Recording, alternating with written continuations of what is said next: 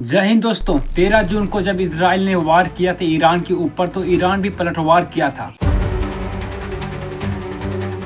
और जब पलटवार में ईरान ने जवाब दिया तो तिलमिला उठे नेतन्याहू और डोनाल्ड ट्रंप। उसके बाद ईरान के धर्मगुरु आयतुल्लाह खामेनी को हत्या करवाने की साजिश की जा रही है।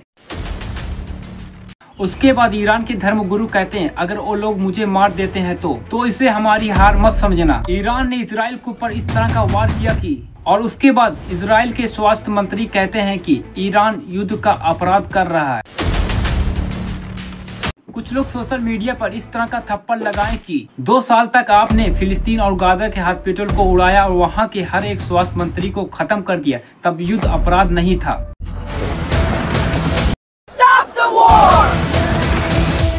जय हिंद दोस्तों, आज की वीडियो ईरान इजराइल के वार पर होगी। जब 13 तारीख को इजराइल ने ईरान के ऊपर वार किया था, उसके बाद ईरान ने इजराइल के ऊपर पलटवार कर रहा है। आइए जानते हैं आज के स्पेशल वीडियो के अंदर।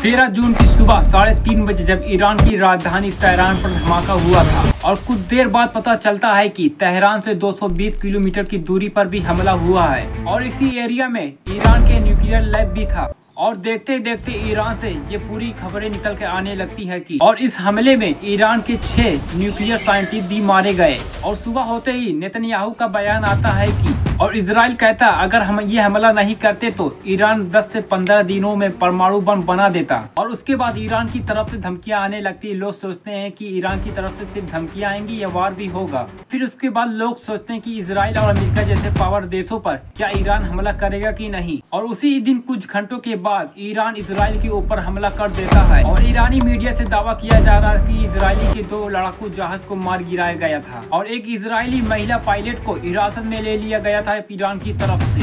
ईरान के हमला करने के बाद अमेरिका के ट्रंप कहते हैं कि दुनिया का सबसे ज्यादा हथियार रखने वाला देश अमेरिका ही है। ये सारे हथियार इजराइल को दिया गया और इजराइल को चलाने भी आता है। और यही बात ईरान भी कहता है कि इजराइल अपने दम पर खड़ा नहीं, अमेरिका के दम पर खड़ा है।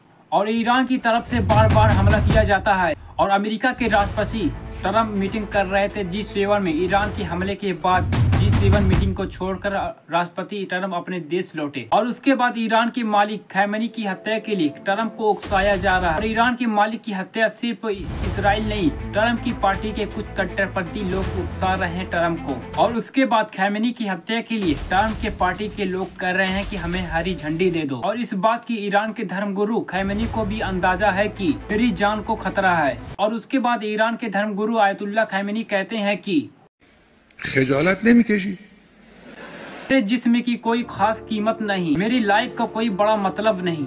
अगर वो लोग मुझे मार देते हैं तो हमारी हार मत समझना। मर्दम खुदत तू ये कश्मीरी तुम लोग इमाम हुसैन के उसूलों पे डटे रहना। हम ये जंग जब तक जीत रहे हैं तब तक हम जुल्म के आगे नहीं झुकते हैं और लालच के आगे सर को नहीं झुकाना।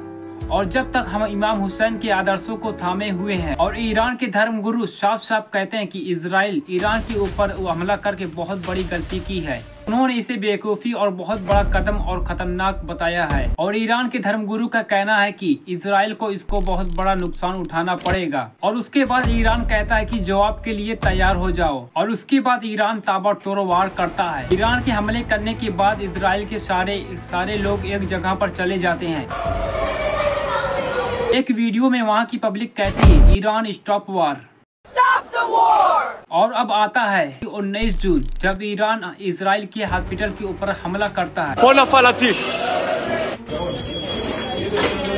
यह हॉस्पिटल इजरायली पश्चिमी का सबसे बड़ा हॉस्पिटल रहता है। यहाँ पर 10 लाख के लोग इकट्ठा हो सकते हैं। ईरान ने जब इजराइल के हॉस्पिटल के ऊपर हमला किया था तो इजराइल के हेल्थ मंत्री कहते हैं कि ईरान ने हमारे हॉस्पिटल पर वार करके युद्ध का अपराध कर रहा है। अब यहाँ पे क्वेश्चन उठता है कि इजराइल के हेल्थ मंत्री के ऊपर फिलिस्तीन और गाजा के हॉस्पिटल पर इजराइल हमला करता था, कितने वहाँ के स्वास्थ्य मंत्री और डॉक्टर भी मर जाते थे वहाँ की पब्लिक बिना स्वास्थ्य रहे ही मर जाती थी। और ऐसा 2 सालों तक फिलिस्तीन और गाजा के एक हॉस्पिटल को खत्म कर दिया था इजराइल। फिलिस्तीन और गाजा के हॉस्पिटल पर हमला करना युद्ध अपराध नहीं हो रहा है। अब आप लोग ईरान और इजराइल के वार पर क्या कहना चाहते हैं कमेंट सेक्शन में जरूर बताएं और इस वीडियो को ज्यादा से ज्यादा शेयर करें। मिलते हैं अगली वीडियो में, तब तक जय हिंद।